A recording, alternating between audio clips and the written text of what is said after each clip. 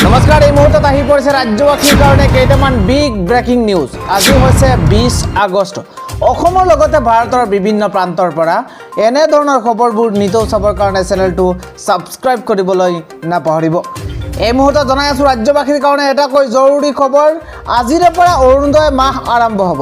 সমষ্টিয়ে সৃষ্টি হ'ব নতুন অৰুণোদয় হিতাধিকাৰী। অৰুণোদয় হিতাধিকাৰীলৈ এটা জৰুৰী খবৰ আহি পৰিছে আৰু অসম চৰকাৰৰ পৰা সেই জৰুৰী খবৰ প্ৰদান কৰা হৈছে। আজিৰ পৰা ৰাজ্যত আৰম্ভ হ'ব অৰুণোদয় মাহ।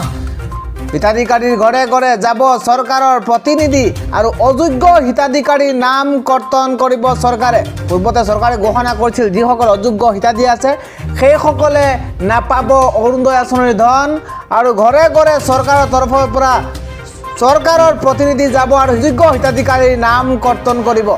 আৰু সেইবাবে আজিৰ পৰা আৰম্ভ হৈছে সেই অভিযান। অযোগ্য হিতাধিকাৰীৰ নাম কৰ্তন কৰিব চৰকাৰে। স্নাতক পৰ্যায়ৰ শিক্ষাৰ্থীয়ে ঘৰে ঘৰে গৈ কৰিব নিৰীক্ষণ।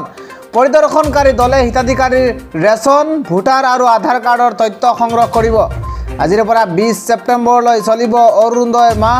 অযোগ্য হিতাধিকাৰীৰ নাম কৰ্তন কৰি আঁচনিত অন্তৰ্ভুক্ত কৰা হ'ব 8 লাখ নতুন হিতাধিকাৰী। ৰাজ্যবাসীৰ কাৰণে এটা অতিকৈ জৰুৰী খবৰ। সমষ্টিয়ে বৃদ্ধি কৰা হ'ব অৰুণোদয় হিতাধিকাৰীৰ সংখ্যা। ইপিনে অযোগ্য হিতাধিকাৰীৰ নাম কৰ্তন কৰাৰ বাবে চৰকাৰ কঠোৰ হৈছে। পূৰ্বৰ হিতাধিকাৰীৰ পৰিয়ালৰ গাড়ী, চৰকাৰী চাকৰি থাকিলে নাম কৰ্তন কৰা হ'ব অৰুণোদয় আঁচনিৰ পৰা।